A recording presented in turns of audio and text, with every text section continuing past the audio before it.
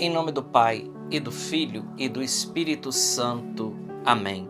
Evangelho de Jesus Cristo segundo São Marcos. Glória a vós, Senhor.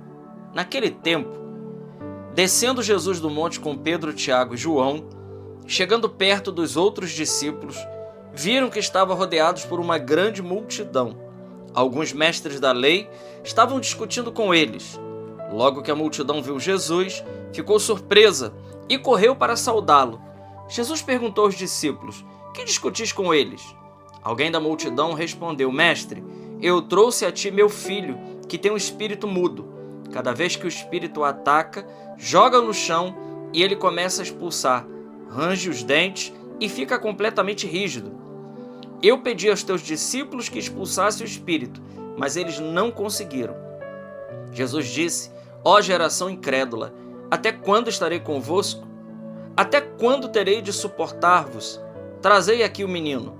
E levaram-lhe o menino. Quando o espírito viu Jesus, sacudiu violentamente o menino, que caiu no chão e começou a rolar e a espumar pela boca. Jesus perguntou ao pai: "Desde quando ele está assim?" O pai respondeu: "Desde criança, e muitas vezes o espírito já o lançou no fogo e na água para matá-lo. Se podes fazer alguma coisa, tem piedade de nós e ajuda-nos." Jesus disse: "Se podes? Tudo é possível para quem tem fé." O pai do menino disse em alta voz: "Eu tenho fé, mas ajuda a minha falta de fé."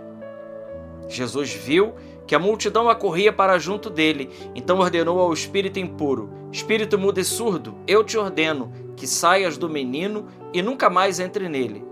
O espírito sacudiu o menino com violência, deu um grito e saiu.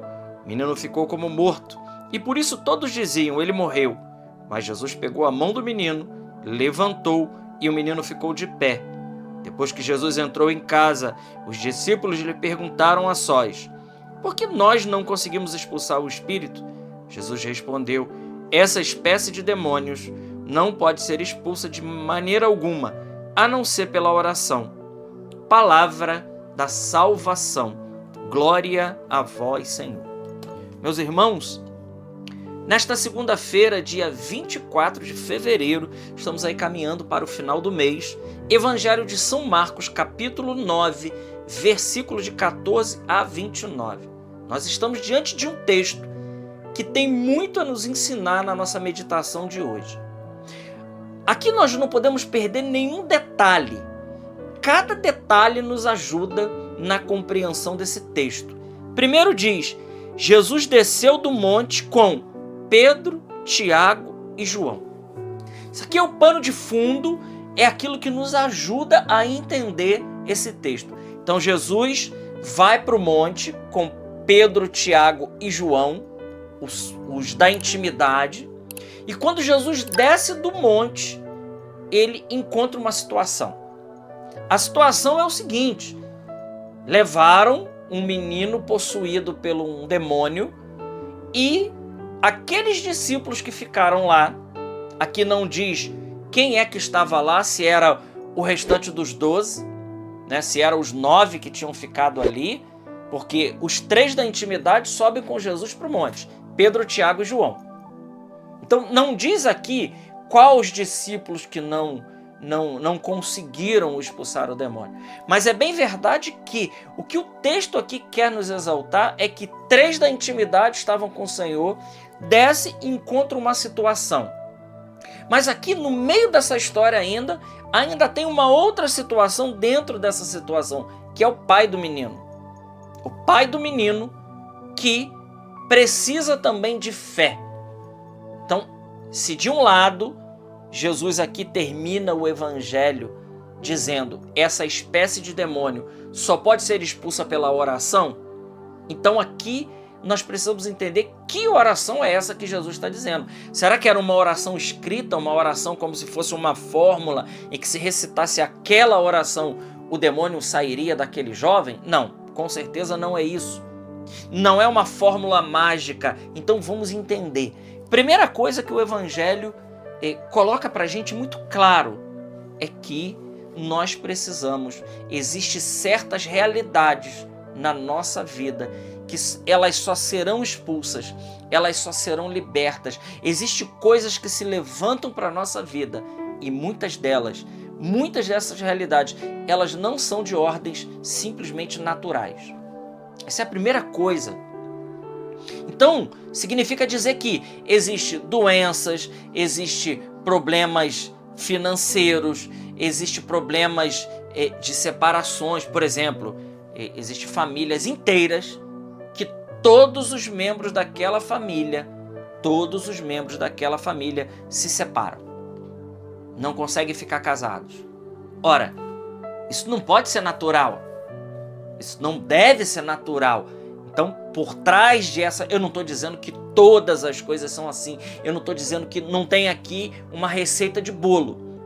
Mas eu estou dizendo que existem realidades, que elas são espirituais e que elas são espirituais, e muitas delas são maldições, muitas delas são situações de opressões malignas, são coisas que estão pesando sobre certas realidades e que essas realidades elas só podem ser libertas pela força da oração, pela força da intimidade com o Senhor.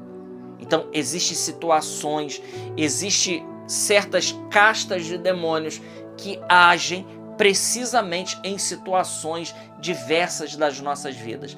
Seja na área emocional, seja na área financeira, seja na área espiritual, seja em muitas áreas da nossa vida. Existem muitas realidades que não são de fundo simplesmente naturais e que nós, para ficarmos libertos dessas influências e dessas relações, nós precisamos da oração.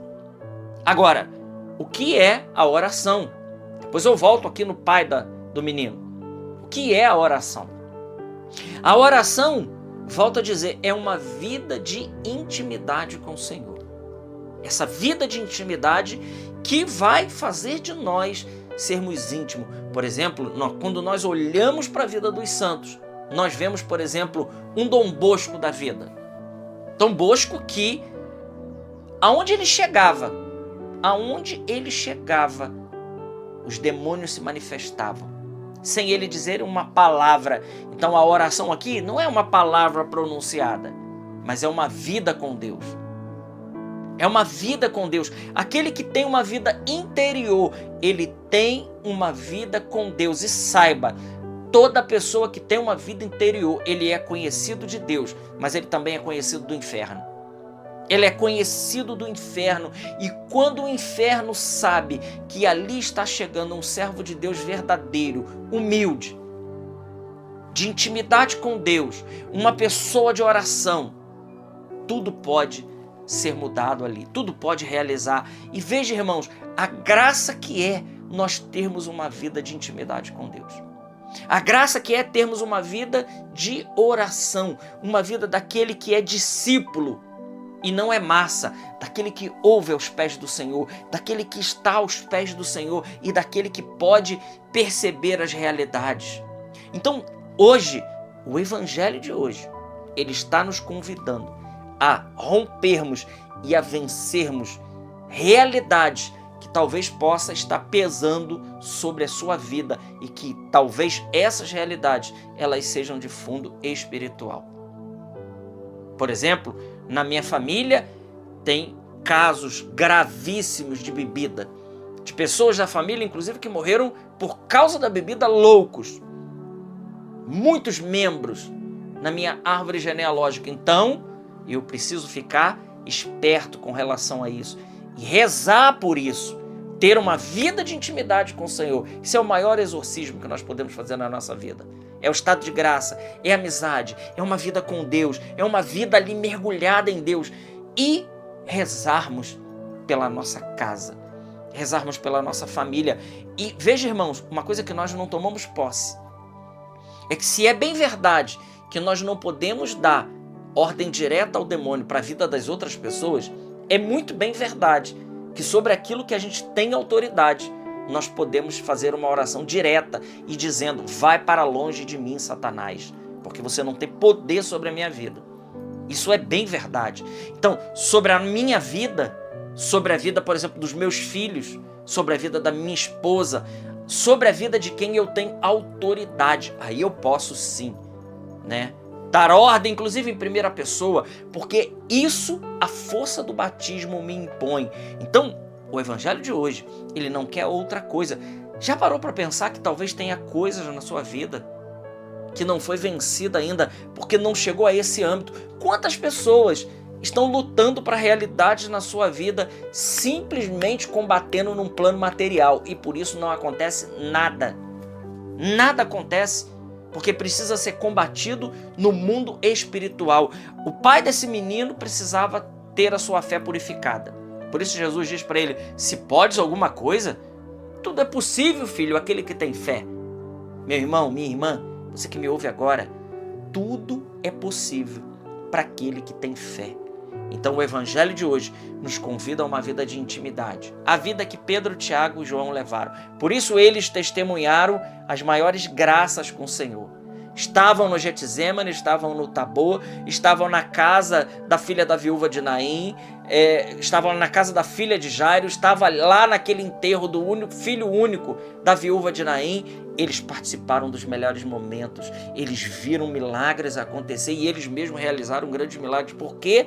Porque eles eram pessoas da intimidade. Eles estavam ali, eles entenderam o que é ser de Deus e viver a vida de Deus em nós. Glória ao Pai, ao Filho e ao Espírito Santo, como era no princípio, agora e sempre. Amém. Salve Maria Imaculada.